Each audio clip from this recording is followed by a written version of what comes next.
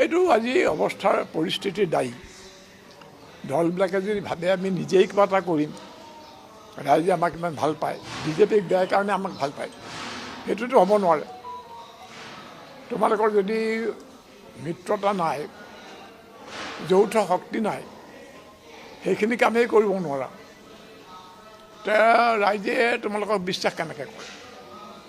কিন্তু এই ক্ষেত্ৰত ক'ব লাগিব যে যিসকলে মিত্ৰতা কৰিবলৈ বিচাৰে তেওঁলোকেও কিন্তু দায়িত্বশীল হ'ব।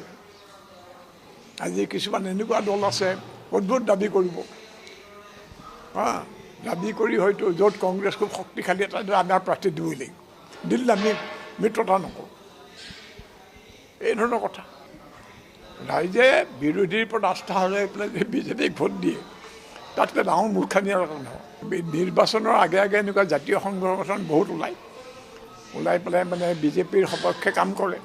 নিৰ্বাচন শেষ হ'লে জাতীয় সংগঠন আকৌ ক'ত হেৰাই কোনেও ক'ব নোৱাৰে। মিয়া খেদা মানে কি কৰে, যাতে মানে বিজেপিয়ে হিন্দু ভোট বেছি পায়, হিন্দুখিনিয়ে এতিয়া মিয়া বিৰোধী হৈ পেলাই বিজেপিক ভোট দিয়ে, এইটো চক্ৰান্ত।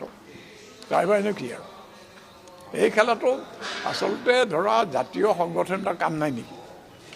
অসমৰ মিয়াটোৱে প্ৰধান সমস্যা নেকি? দেখাতহে তেনেকুৱা লাগে।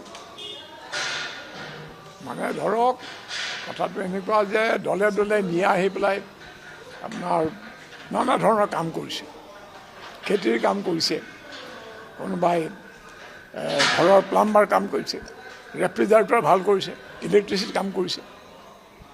এতিয়া যদি আমি কওঁ যে অসমীয়া মানুহক খেতি সিহঁতে এইবোৰ লৈছে, তাৰ অৰ্থ কি হ'ব?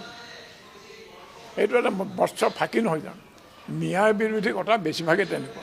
ৰাইজৰ প্ৰতি মোৰ আহ্বান, আপোনালোকেও বিবেচনা বুদ্ধি আপোনালোকৰ আছে, বিবেচনা আপোনাৰ কামত নকৰে। কাৰ পৰা আপোনালোকৰ লাভ হ'ব, কাৰ পৰা লাভৰ আশা আছে, কাক ভোট দিলে আপোনাৰ মূৰৰ ওপৰত বোজা বাঢ়িব, ল'ৰা ছোৱালী পোষণ কৰা প্ৰতিপাল কৰা কষ্ট হ'ব, আপোনাৰো ভৱিষ্যতৰ নিশ্চয়তা নাথাকিব, চিন্তা কৰক।